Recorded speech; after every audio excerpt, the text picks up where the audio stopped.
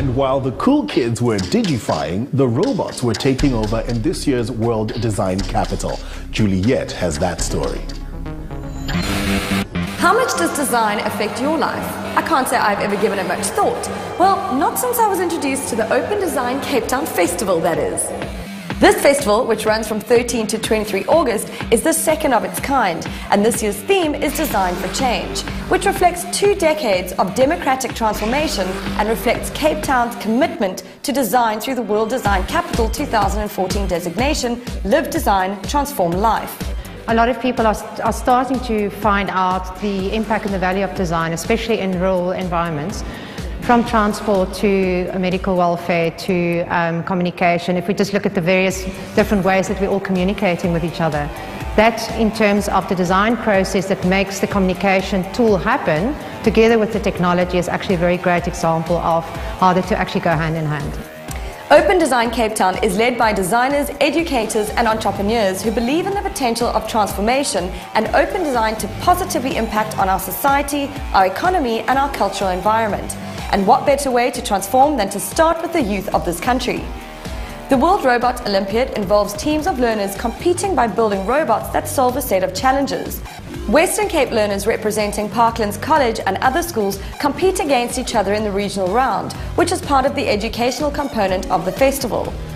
It has been developed to introduce design to young people of all ages, from early childhood to university graduates. The World Robot Olympiad is a global robotics competition. The top 20 teams in the nation go on to compete in the National World Robotic Olympiad, which is held in Pretoria at the end of August. And the national champions then go on to represent South Africa in the World Finals, taking place in Russia in November. The event helps children to develop and strengthen critical and creative thinking and to build their social skills. Teams can build their robots from any unmodified genuine Lego pieces. Robots have to be able to identify lines and colors as well as scoop up and drop objects. Programming skills are a key component to the challenge. These kids have to be solution seekers and use higher order thinking such as logic, creativity and communication skills. Parklands Preparatory started with a robotics club but now has it as a compulsory subject for grades 1 to 6. Technology has a critical role to play in education, and the reason for that really is that it allows children to go beyond the classroom. It allows them to personalize their learning experience.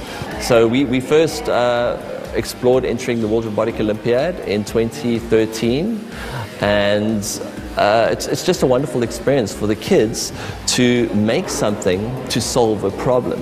It develops higher order thinking skills, it links the creativity to the mathematics, and it's fun.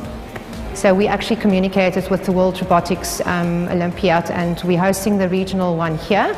With the whole idea, there's a couple of, I think there's about 8 teams that entered. So the spectators can come and join us on the 16th and actually stand around and see how people are competing with their robots. They have to do all these different challenges. And then down in the playroom, which is part of the education wing that's sponsored by South African Bureau of Standards Design Institute, there people will be able to interact with augmented reality and 3D scanning and 3D printing. So it's a stunning opportunity for kids to really, from all different environments, to actually really interact with different technology stuff. But it's also for you and me that's just kind of like really nosy and wants to experience it. There are a number of activities for learners at this year's Open Design Cape Town Festival. You can find out all you need to know on the opendesignct.com website. It's great to see festivals investing in the youth of South Africa. As the Design Institute puts it, the youth of the country should draw on the power of design to unlock economic value. And I couldn't agree more.